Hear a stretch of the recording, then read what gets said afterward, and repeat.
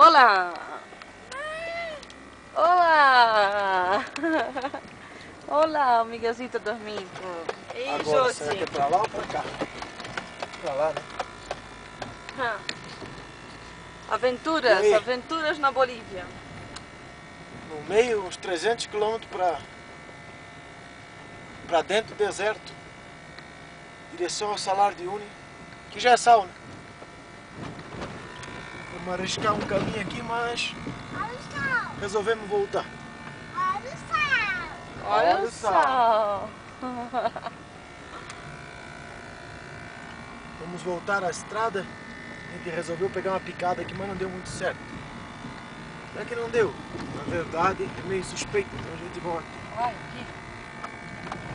A gente volta. Olha o sol. Olha o sol. Olha o sol. Adrenalina total.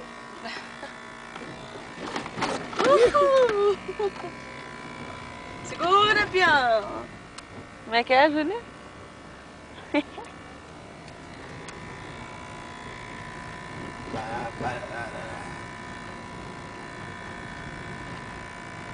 Ihu!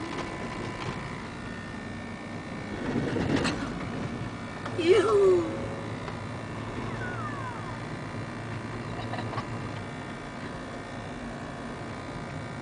Olha a estrada.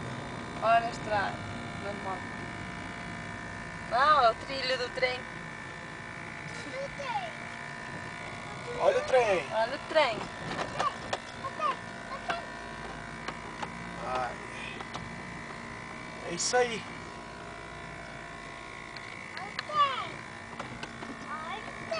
Vamos ter que fazer o seguinte. Vamos ter que sair meio de lado. Ai, vai atolar agora. Para agora sim fazer a volta.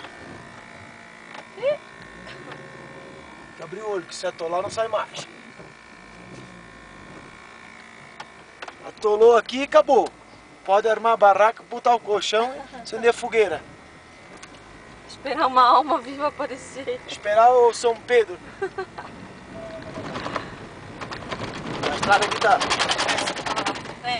Desce na tábua de lavar roupa. Ai, ai. É isso aí. Falou?